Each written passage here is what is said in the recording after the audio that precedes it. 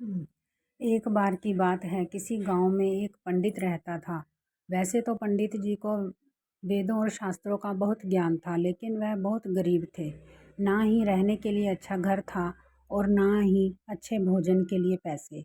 एक छोटी सी झोंपड़ी थी, उसी में रहते थे और भिक्षा मांगकर जो मिल जाता उसी से अपना जीवन यापन करते थे। एक बार वह पास के किसी गांव में भिक्षा मांगने गए। उस समय उनके कपड़े बहुत गंदे थे और काफ़ी जगह से फट भी गए थे। जब उन्होंने एक घर का दरवाज़ा खटखटाया तो सामने से एक व्यक्ति बाहर आया। उसने जब पंडित को फटे चिथड़े कपड़ों में देखा तो उसका मन घृणा से भर गया और उसने पंडित को धक्के मारकर घर से बाहर निकाल दिया। बोला, पता नहीं कहाँ से गंदा पागल चला आया है। पंडित दुखी मन से वापस चला आया। जब अपने घर वापस लौट रहा था तो किसी अमीर आदमी की नज़र पंडित के फटे कपड़ों पर पड़ी।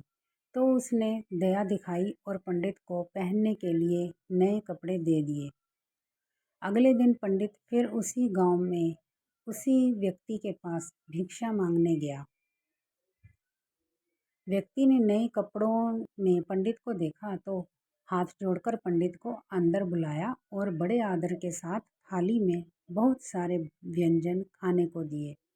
पंडित जी ने एक भी टुकड़ा अपने मुंह में नहीं डाला और सारा खाना धीरे धीरे अपने कपड़ों पर डालने लगे और बोले, ले खा और खा।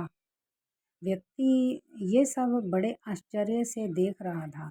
आखिर उसने पूछ ही लिया कि पंडित जी, आप यह क्या कर रहे हैं? सारा खाना अपने कपड़ों पर क्यों डाल रहे हैं?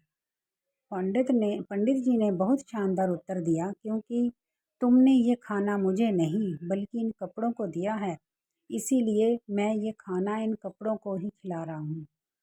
कल जब मैं गंदे कपड़ों में तुम्हारे घर आया तो तुमने धक्के मार कर घर से निकाल दिया और आज तुमने मुझे साफ और नए कपड़ों में देखकर अच्छा खाना पेश किया।